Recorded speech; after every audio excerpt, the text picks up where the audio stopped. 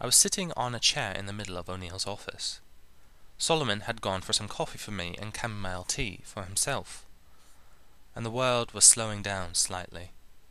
"Look," I said, "it's perfectly obvious that for some reason I'm being set up."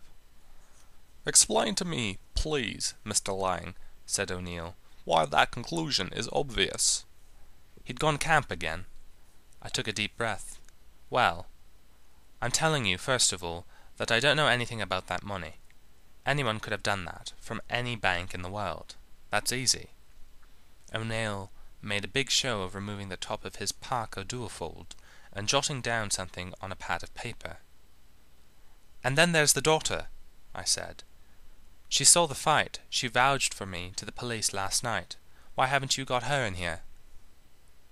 The door opened and Solomon backed in, balancing 3 cups. He got rid of his brown raincoat somewhere and was now sporting a zip-up cardigan of the same colour.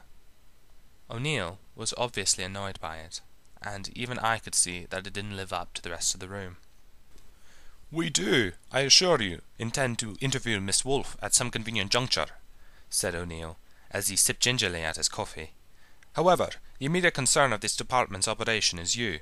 You, Mr. Lang, were asked to perform an assassination. With or without your consent, money was transferred to your bank account. You present yourself at the target's house and very nearly kill his bodyguard. You then—" "Wait a minute," I said. "Just wait one cotton fucking minute here. What's all this bodyguard stuff? Wolfe wasn't even there." O'Neill gazed back at me in a nastily unrifled way. "I mean how?"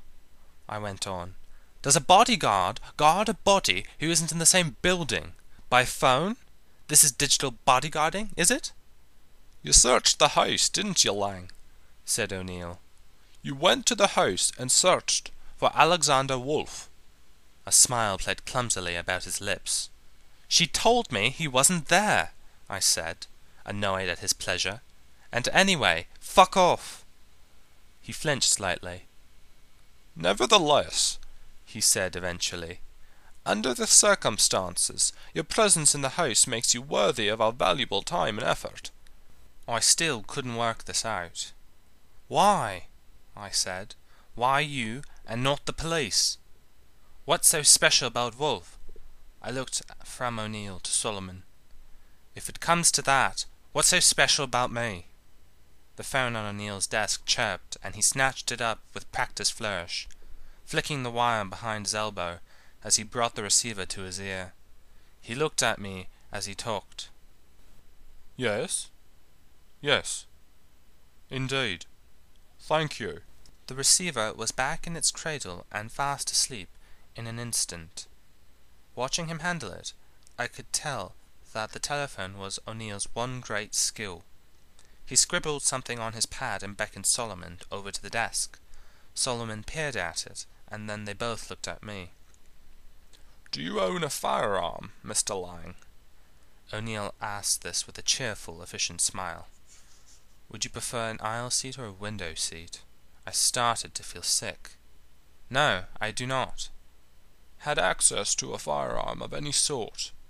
"Not since the army." "I see," said O'Neill, nodding to himself. He left a long pause, checking the pad to see that he got the details absolutely right.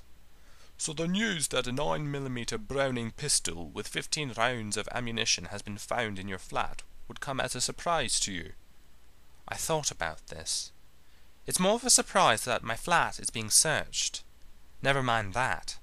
I sighed. "All right, then," I said. "No, I'm not particularly surprised." "What do you mean?" "I mean that I'm starting to get the hang of how today's going." O'Neill and Solomon looked blank. "Oh, do come on," I said. "Anyone who's prepared to spend £30,000 to make me look like a hired gun, presumably, wouldn't stop at another 300 to make me look like a hired gun who has a gun he can hire." O'Neill played with his bottom lip for a moment, squeezing it on either side between thumb and forefinger. "I have a problem here, don't I, Mr. Lang?" "Do you?" "Yes, I rather think I do," he said. He let go of his lip, and it hung there in a bulbous pout, as if it didn't want to go back to its original shape. "Either you are an assassin, or someone is trying to make you look like one. The problem is, every piece of evidence I have applies equally well to both possibilities. It's really very difficult. I shrugged. That must be why they gave you such a big desk, I said. Eventually, they had to let me go. For whatever reason, they didn't want to involve the police with an illegal firearm charge, and the Ministry of Defence is not, so far as I know, equipped with its own detention cells. O'Neill asked me for my passport, and before I could spin a yarn about having lost it in the tumble dryer, Solomon produced it from his hip pocket. I was told to remain contactable, and to let them know if I received any further approaches from strange men. There wasn't much I could do but agree. As I left the building and strolled through St. James Park in some rare April sunshine, I tried to work out whether I felt any different, knowing that Rayner had only been doing his job.